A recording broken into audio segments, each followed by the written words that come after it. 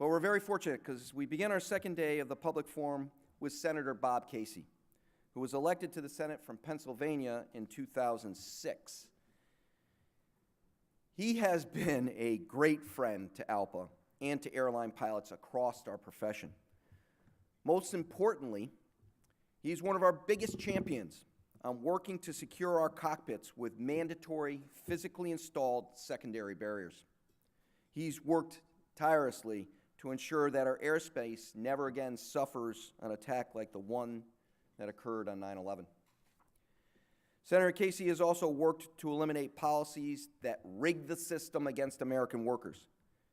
He's continuously fought against unfair trade policies that force American workers to compete on an unlevel playing field. And we've appreciated his support of our fight against flags of convenience. This morning, I have invited him to speak about his leadership addressing the increasing problem of sexual assault on board airliners. Please join me in welcoming a true pilot partisan, Senator Bob Casey, to the Air Safety Forum.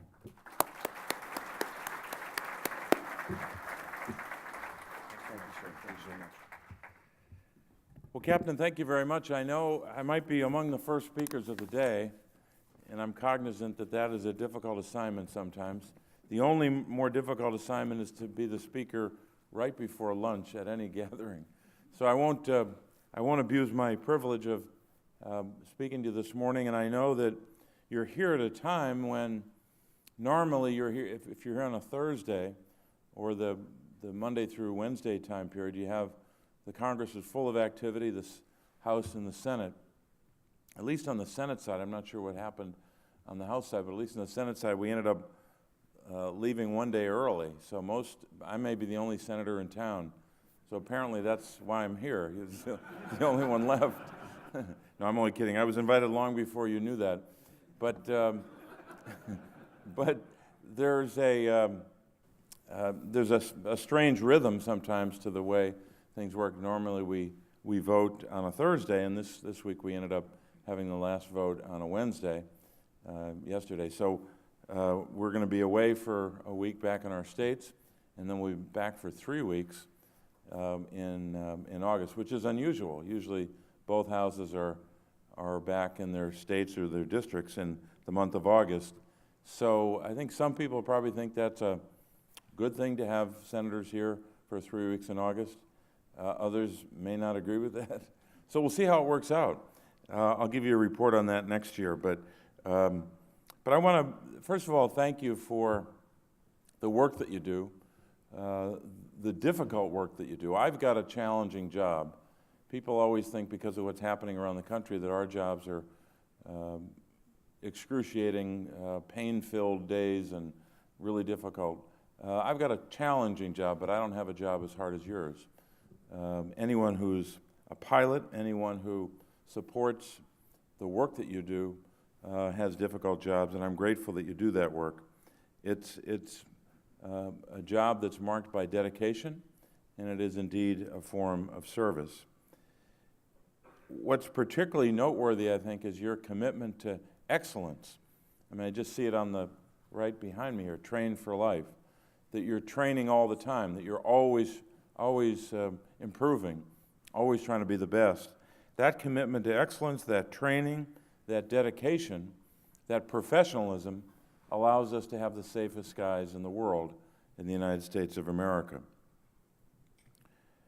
I've been blessed to have the opportunity to work with you to advance policies that make air travel safer, including stopping the rollback of the 1,500-hour flight training rule, and making sure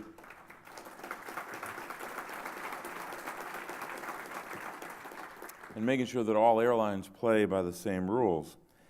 And as Tim mentioned, I wanted to talk about one issue.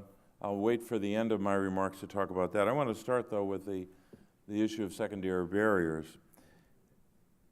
We've heard time and again from your membership, from ALPA, about the importance of a secondary barrier to ensure the safety of the cockpit door. Your feedback has been instrumental, and I think that's an understatement, in crafting the legislation, the Saraceni Aviation Safety Act. It was named after, as you know, Victor Saraceni.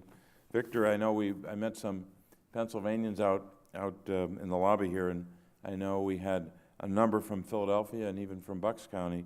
Victor was from Bucks County, suburban Philadelphia, and he was a captain of United Flight 175, which was hijacked and flown into the South Tower of the World Trade Center. After 9/11, Congress indeed took the right step in mandating the installation of reinforced cockpit doors to prevent terrorists from commandeering planes and turning those same airplanes into missiles. That was the right thing to do, and it did make air travel safer. While this was certainly a step in the right direction, there are times when you, as a pilot, have to open the door, whether it's during a long flight to take a break or to use the restroom or to receive meals. Right now, when this happens, my understanding is flight attendants stand in front of the cockpit door to act as a buffer or a deterrent. But we need secondary barriers. It's as simple as that. And it's long, long overdue. So we've had some bumps in the road, the legislative road, which is always difficult.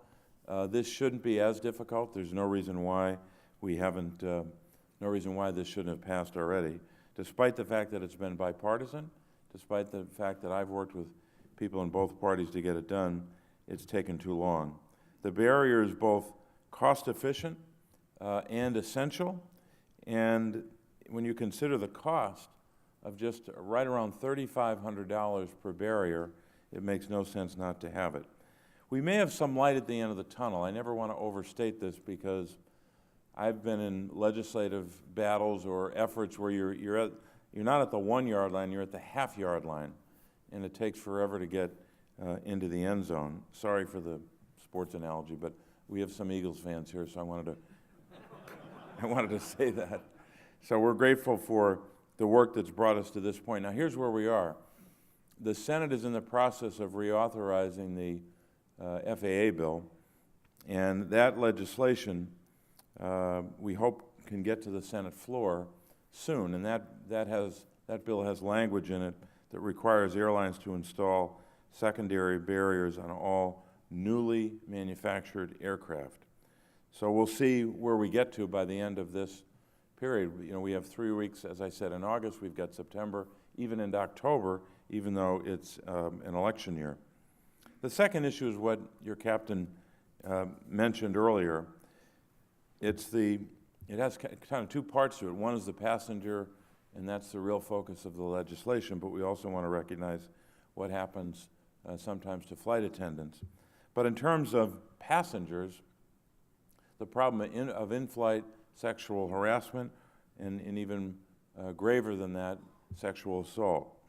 I've been engaged in this issue for years, both in the context of this issue, but also in the context of our college campuses. We got legislation passed a couple of years ago which imposed upon colleges and universities more rules and requirements to deal with sexual assault on campus. That's law now. It's been law for a couple of years. We want to make sure that we have the same measure of progress when it comes to what happens in flight. Slate magazine did a report on this and quoted a woman by the name of Dana, or I should say a woman referred to as Dana. Dana was sexually assaulted on a long-distance flight from Newark, New Jersey to Frankfurt, Germany. She reported the incident to flight attendants. She was offered a new seat for several hours, but she was ultimately asked by flight attendants to return to her original seat next to her attacker for landing purposes. When she refused, the flight attendants seated a male passenger next to that person. Dana later contacted the airline and was shocked to learn that no official report had been filed. And this is not an isolated instance or incident. The FBI handled 40 cases 40 cases involving in-flight sexual assault allegations on commercial aircraft in the year 2015.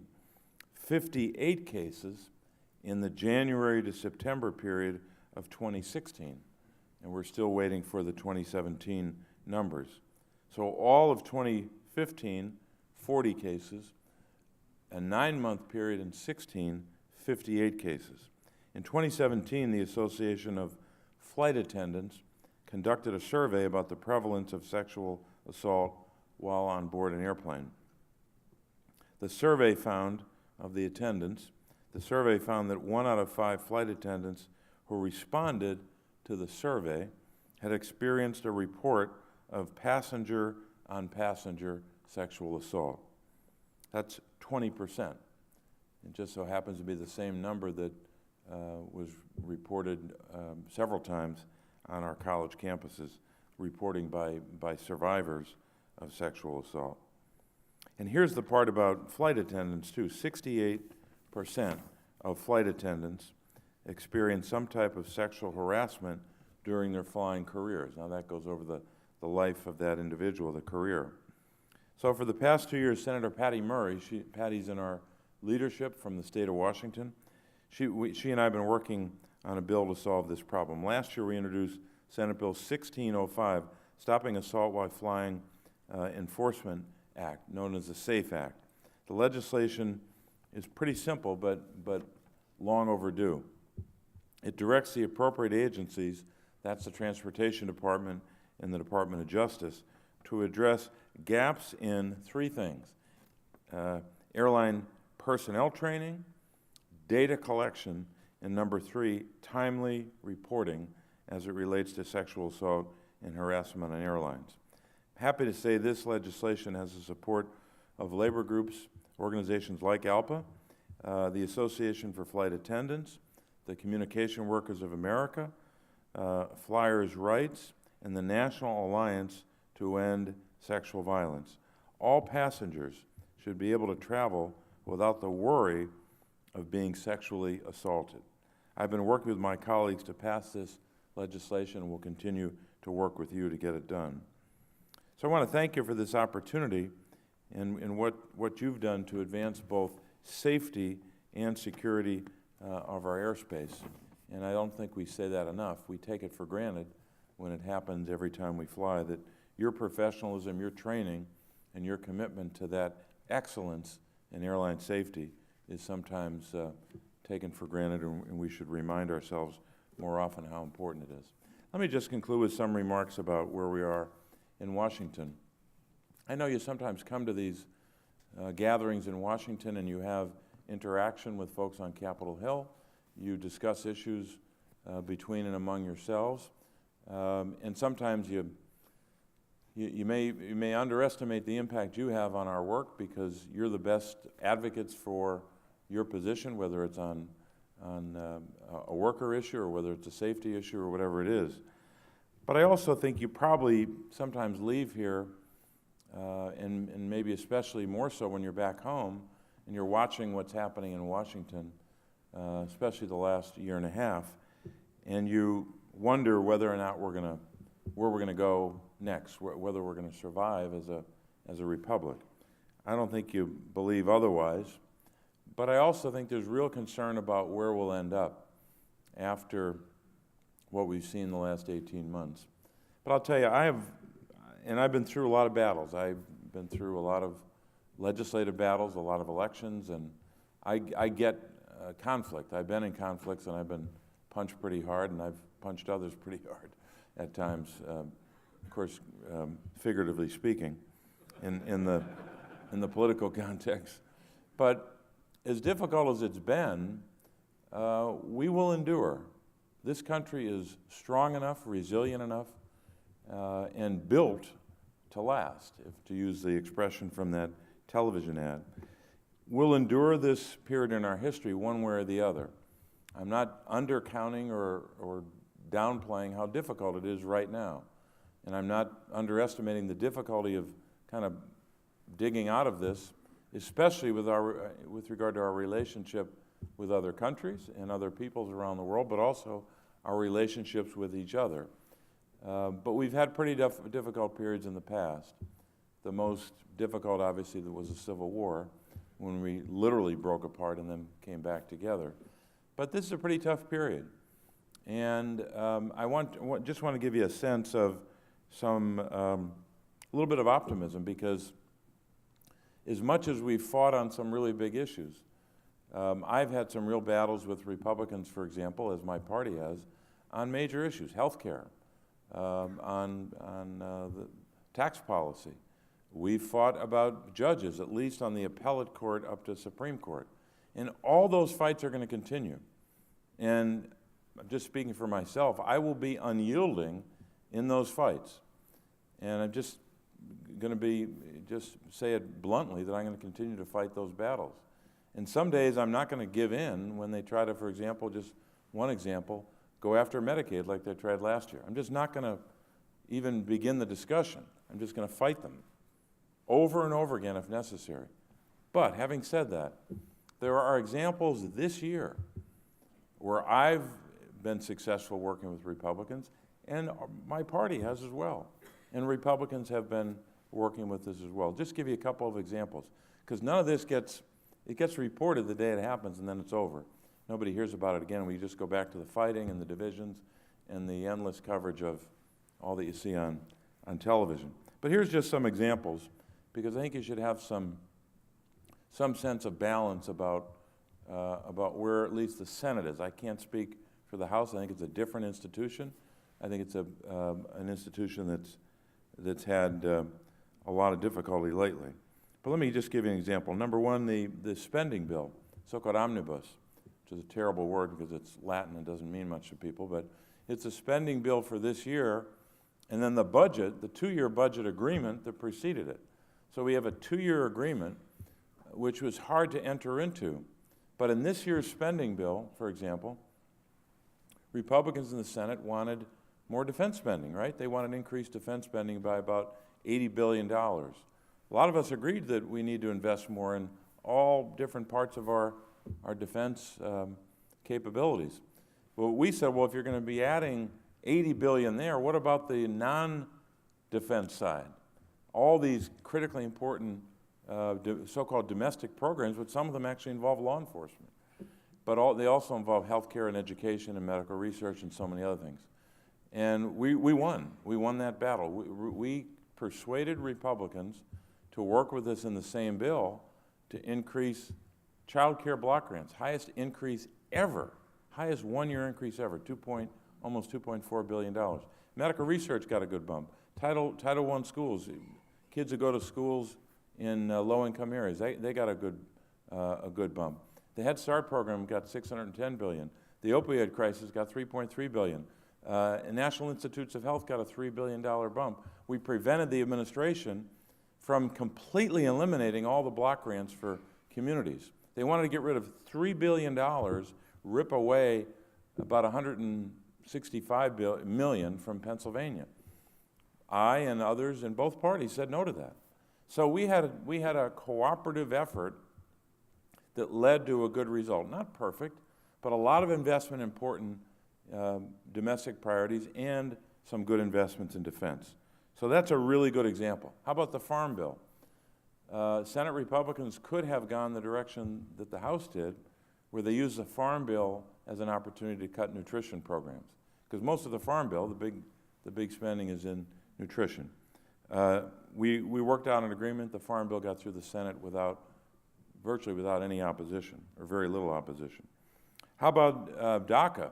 We heard a lot about these young people who were promised by our government that we would take care of them if they come forward and made disclosures.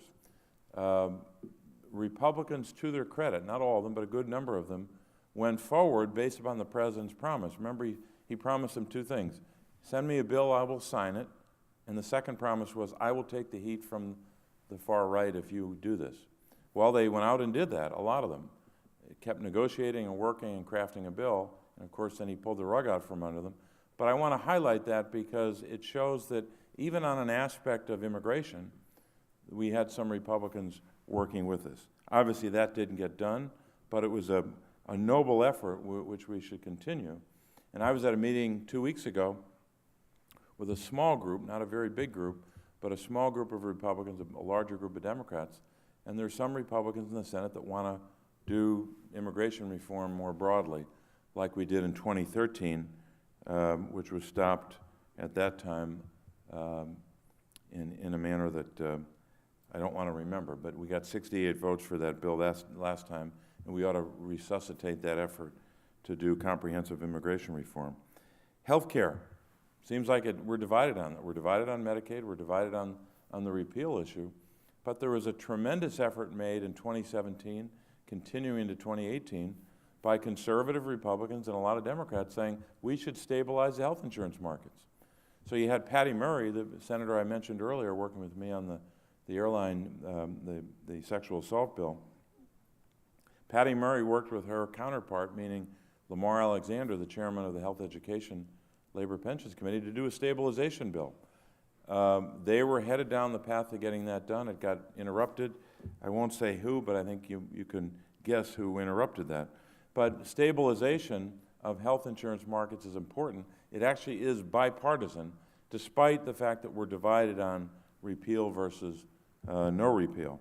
But I think there's some progress we can make there. Perkins Career and Technical Education, not a really glitzy subject matter, but training young people or giving them the kind of training they need in high schools and other settings, and also in community colleges for the jobs of the future. That bill had not been reauthorized for 12 years. We got it done. The President just signed it into law, I guess yesterday or the day before, Tuesday I guess it was. And then on things like Russia, look, we've got a lot of divisions with the administration on the approach to Russia. Obviously, it's a source of great consternation and controversy, but even on Russia, where the President seems to be one place, a lot of Republicans are deeply concerned about what's happening. And the bipartisanship on Russia sanctions last year and new Russia sanctions, new ways to hold Russia accountable on election interference and a lot of other things, is the subject of bipartisan support. So I say all that not to paint a gauzy picture that everything's wonderful and we're all hugging each other. That's not true. We're still going to have a lot of rough fights, but we're going to get through this period. We're going to get through this period, keep our country safe like you keep our skies safe when you fly, and we're going to build for the future, build a workforce, work on raising wages and building a stronger middle class. And it's never easy. This is particularly difficult. We've never had a period in recent history, at least, that's been this difficult because of all that's happened in the last 18 months and obviously more to come, unfortunately, in the months ahead. But we are always in the process of forming a more perfect union. And no one said that was going to be easy. So as difficult as it's been, I think we will endure, and I'm grateful to have your help when we work on these important policies. God bless you and thank you.